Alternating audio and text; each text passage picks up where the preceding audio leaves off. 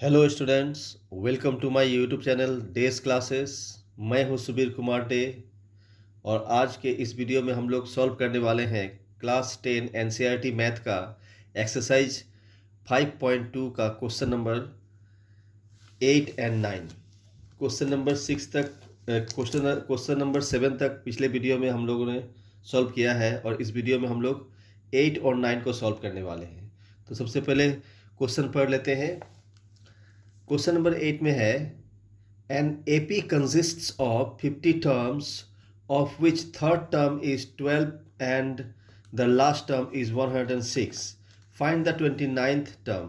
एक AP series है जिसमें टोटल 50 टर्म्स है, यानी लास्ट टर्म 50 टर्म्स है और उसका थर्ड टर्म जो है दिया हुआ है 12 है और जो लास्ट टर्म है 50th टर्म जिसको बोलते हैं 50th टर्म वो 106 है।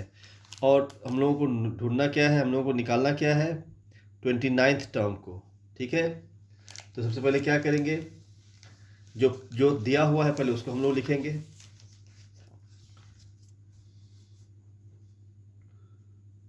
नाइन नंबर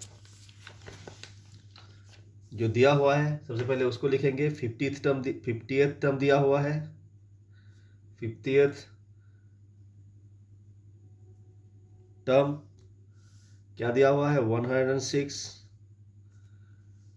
और थर्ड टर्म क्या दिया हुआ है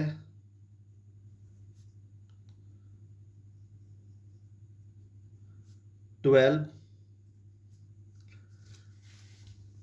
और हम लोगों को ये जो ए एन का फॉर्मूला है ये याद रखना चाहिए। A n equal to a plus n minus 1 d, right.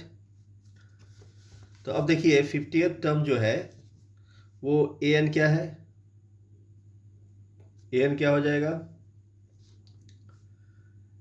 50, ए 50 हो जाएगा।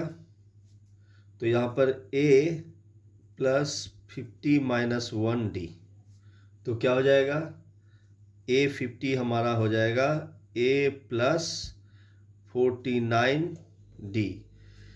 सिंपली अगर 50th टर्म को निकालना है तो उसका ए 50 हो जाएगा ए प्लस 49, 1 उससे माइनस हो जाएगा।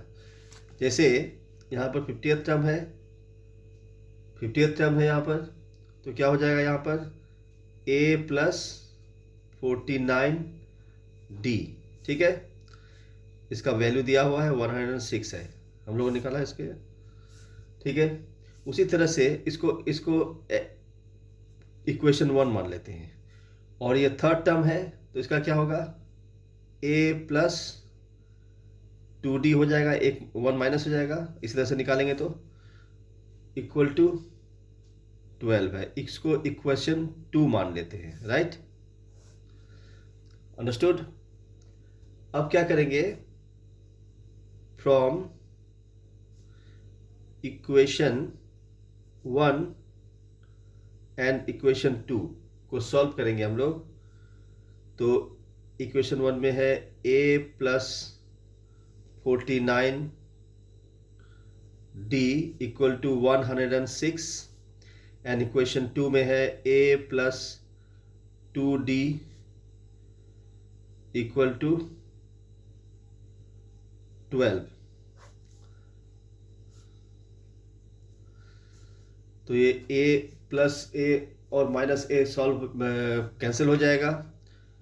49 से 2 माइनस करने पर 47 हो जाएगा, 47d।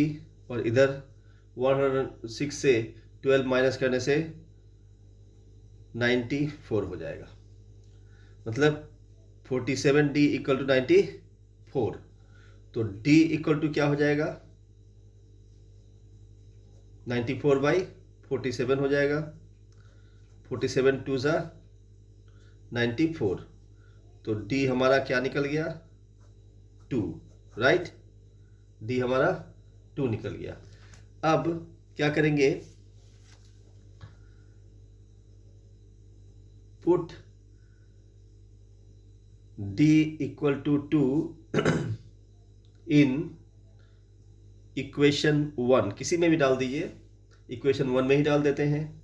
इक्वेशन 1 में हमारा a plus 49d equal to 106 है, राइट।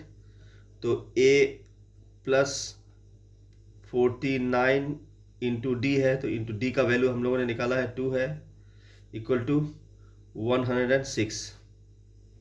ठीक है, a प्लस 49 टू जा 98 इक्वल टू 106।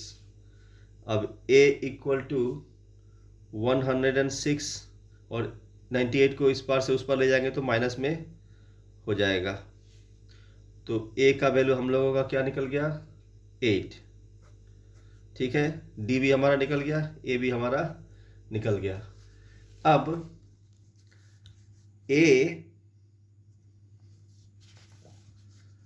29 टर्म को हम लोग को निकालना है, equal to a plus 28 d हो जाएगा सिस्टम के हिसाब से। जैसे a 50 है तो a प्लस 49 डी होता है, 1 माइनस हो जाता है। a 29 है तो a प्लस 28 डी हो जाएगा।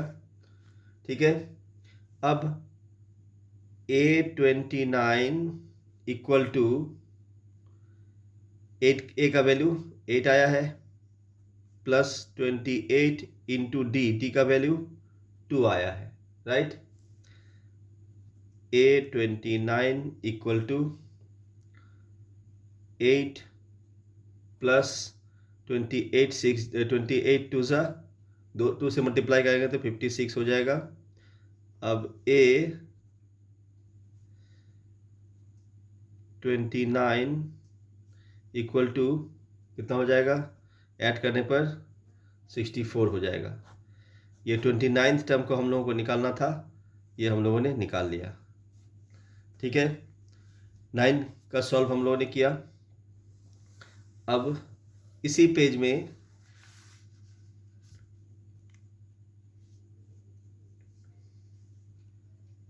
ये 8 नंबर था, 9 नंबर नहीं था, 8 था। ठीक है, अब हम लोग 9 नंबर सॉल्व करने वाले हैं। ये 9 नंबर सॉल्व करने वाले हैं। 9 में क्या है, 9 में क्या है, if the third and the 9th term of an AP are 4 and -8 respectively, which term of this AP is 0। अगर थर्ड टर्म 4 दिया हुआ है और 9th टर्म जो है वो -8 दिया हुआ है AP सीरीज का, तो हम लोगों को ये बताना है कि कौन सा टर्म जो है वो 0 है। ठीक है, इसके लिए क्या करेंगे, हम लोग थर्ड टर्म जो दिया हुआ उसको लिखेंगे पहले। थर्ड टर्म इक्वल टू 4 और 9th टर्म इक्वल टू -8। ठीक है,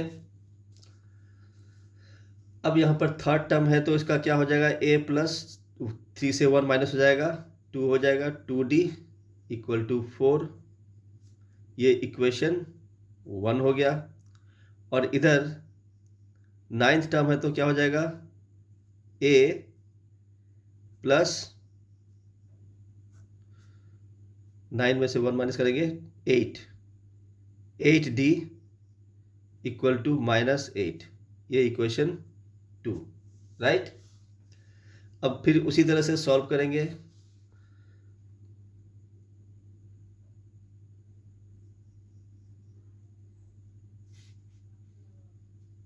फ्रॉम इक्वेशन 1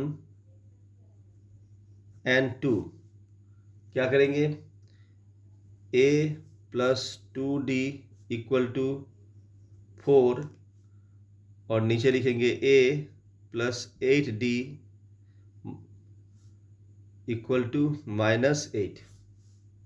ठीक है, सॉल्व करने पर होगा ये कैंसिल हो जाएगा और यहाँ पर -6 हो जाएगा, -6d हो जाएगा इक्वल टू 12 हो जाएगा। क्लियर है। अब d equal to -6 d equal to 12 है, डी इक्वल टू 12/-6 हो जाएगा, कटने पर आ जाएगा -2, यानी डी इक्वल टू -2। डी हमारा निकल गया इधर। अब क्या करना है, डी का वैल्यू को बैठाना है इक्वेशन 1 में या 2 में, किसी में भी। Put t equal to -2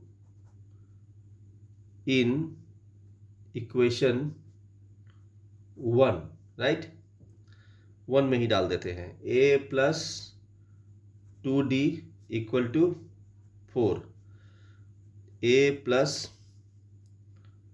2 into -2, d का वैल्यू -2 है, इक्वल टू 4, a प्लस ये 2 जब 4 हो जाएगा, माइनस हो जाएगा, -4 हो जाएगा, प्लस माइनस माइनस होता है, मल्टीप्लाई करने पर माइनस हो जाएगा, इक्वल टू 4। अगर इस 4 को इक्वल टू को उस पार ले जाते हैं, -4 है तो उस पार में +4 हो जाएगा, 4 ये आ जाएगा इधर तो +4 हो जाएगा। तो क्या हो गया, a का वैल्यू हो गया हमारा 8, राइट। डी का हमने निकाल दिया पहले ही, अब a का वैल्यू निकल गया। अब हम लोगों को निकालना है कि कौन सा टर्म 0 है। तो an हमारा 0 है, तो ये n का वैल्यू हम लोगों को निकालना है ना। n क्या है, तो an equal to a plus n-1 d होता है। तो ये 0 हम लोगों को निकालना है, 0। तो a क्या है, 8 आया है, a का value, plus n-1 as it is रहेगा, और d का वैल्यू क्या है, -2 कर दिया, 0 एज इट इज, 8। उसके बाद इसको क्या करेंगे हम लोग, 8 को इस पार लेके चले आते हैं, तो -8 हो जाएगा। और इस पार -2 को पहले ब्रैकेट्स के बाद में लिखो या ब्रैकेट के पहले लिखो, एक ही बात है। तो ब्रैकेट से पहले ही -2 लिख देता हूँ, उसके बाद अंदर में n-1 है, राइट। इस -2 को मैंने n-2 इंटू -2 है, तो 2 इंटू n-2 एक ही बात है, तो उसको पहले लिख दिया। अब ये माइनस सिंबल कैंसिल हो गया, ठीक है। अब ये इस 2 को अगर इस पार लाते हैं तो 8/2 हो जाएगा, और इस पार में n-1 बच जाएगा, राइट। अब ये सॉल्व करने पर 4 आ जाएगा, तो 4 इक्वल टू n-1, तो 1 को इस पार लाने पर प्लस हो जाएगा और n हो जाएगा, ठीक है। और इधर यहाँ पर सॉल्व कर लेता हूँ, तो n इक्वल टू क्या हो जाएगा, 5, राइट। तो यानी n कौन सा टर्म है, कौन सा टर्म में 0 है, विच term of n is 0, means 5th term, ठीक है। अब यहाँ पर एक लाइन लिख लेंगे, देयरफॉर 5th, इसको आंसर लिख देते हैं यहाँ पर, ठीक है। 5th